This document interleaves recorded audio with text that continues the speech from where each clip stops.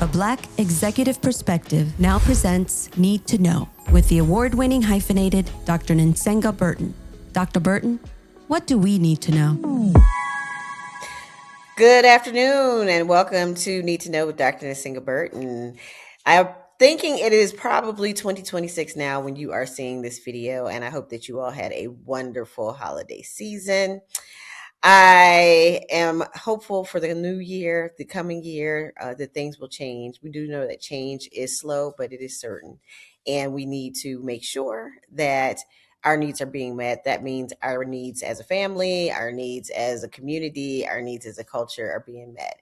I hope that you had some time over your holiday. I know a lot of us work over the holidays, so you may not have had any time, but if you were lucky enough to have some time off or to be able to practice some self-care, I hope that was available to you. But I want to kind of talk about today a couple of the stories that happened that were important in 2025 that are absolutely going to be continuing to unfold in 2026, and the things that we may do about it or may need to do about. So, for example, one of the stories, and the Burton Wire has actually done a top 2025 stories if you want to check it out.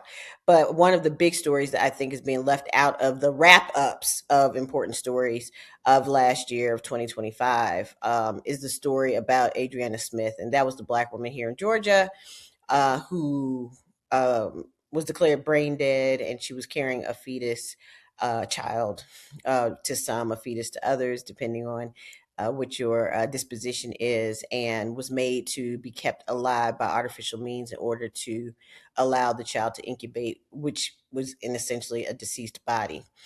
So there was a lot of talk about it at the time when it happened, and subsequently the baby was taken from her, i.e., by medical professionals. She died shortly thereafter, and the baby is being raised by her family. So I think we need to be thinking about maternal mortality as it relates to Black women. First and foremost, what is going on with the lack of care when we talk about these cuts that are going to be in place in 2026 to healthcare. Premiums are going to go up by, in some cases, and it depends on what your sources of information are, but some people are saying they're going to double. Some publications, researchers are saying they're going to quadruple, right? So what does that mean for us and those vulnerable populations like Black women who are already suffering and surviving maternal mortality, suffering from very high maternal mortality rates, and surviving some of those catastrophic events, and are going to need long-term care, right? What does that look like? I think we also need to be thinking about what does it mean when you take away the right for women to make decisions for themselves. Adriana Smith did not want to be kept alive by artificial means. But the government, right? And we're always talking about less government. We need less government. We don't want the government to intervene in our lives. But the government stepped in, and medical doctors kept her alive based on what the government said, as opposed to what she and her family wanted. And then media played a role in this by showing pictures of her, because she already had a son, being pregnant with that son as an indicator of her in that current state. And that was not the case. The fetus was not even 2 months old. I think it was 9 weeks. I think it was 9 weeks, so a little over 2 months. So my point is, there was a lot of deception and misinformation surrounding that case. But I do want us to be paying attention to that in terms of the rights of women, the rights of women to make decisions for their bodies, the rights of women to choose whether they want to continue in a pregnancy or not, the thoughts about what your families have to do, if they can afford the care, if they can't afford the care of this child who may or may not have major issues. It is being forecasted that he will, based on the fact that he was incubated in a body devoid of any life or functioning organs or what have you. So we have to think about all of those things. And if that happens, if the government intercedes, who's going to pay for all of that? Right now, as I understand it, the family's on the hook for all of those costs. But is that the case? If the government intervenes, should they be on the hook? So we have some really important and pressing issues that are coming up in the new year. We that we need to make sure that we keep our eyes on, of course, politics, voting, but also I want us to really think about self-care. And I'm not talking about getting your nails done, getting a massage or your hair, but what does it look like to practice self-care in 2026 as people of color, as historically disenfranchised people, and as people who are living under a lot of stress and will continue to do so, certainly under this current administration.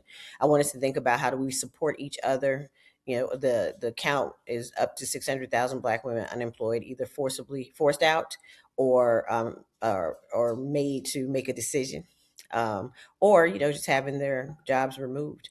The strategy of this current administration of defunding and making catastrophic cuts to agencies, leaving them unable to function and to provide the services that we pay for as taxpayers and that we vote for as citizens, is problematic. So we need to be paying close attention to that as well. And of course, the midterm elections, we need to be paying very close attention to those as well. So I just wanted to kind of circle back with you on some of the stories that are just not being talked about in the wrap-ups, which is why we do the work that we do, Tony included, which is bringing you information that you need to know that you may not get in corporate owned or mainstream media outlets.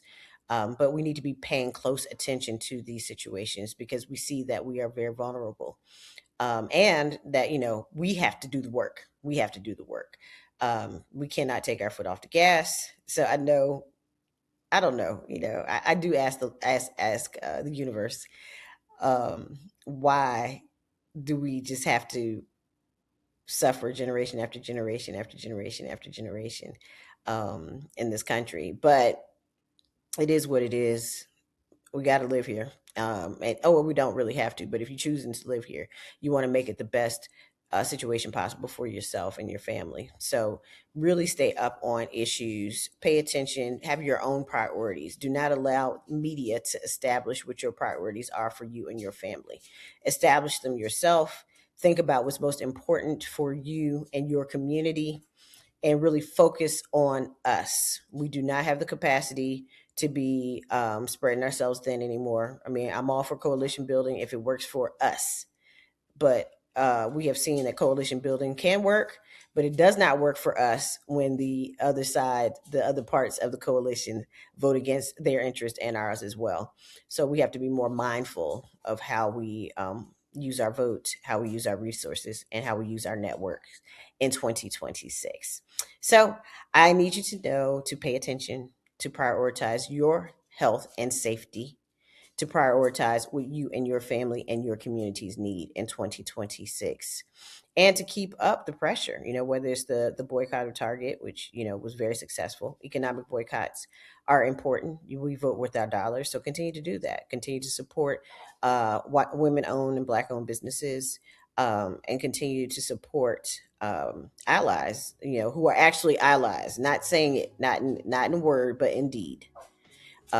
In terms of making sure that we come out of this in the best way possible. All right, so tune in next week to Need to Know with Dr. Nsinga Burton, and I will keep you informed of what is most important, at least from my perspective, as we move forward in 2026. So I wish you a happy new year. And I hope that 2026 gives you all of the wonderful things that you hope for and deserve. And please know that we deserve better. If no one has told you that, we absolutely deserve better. And we shall get it in 2026. A Black executive perspective.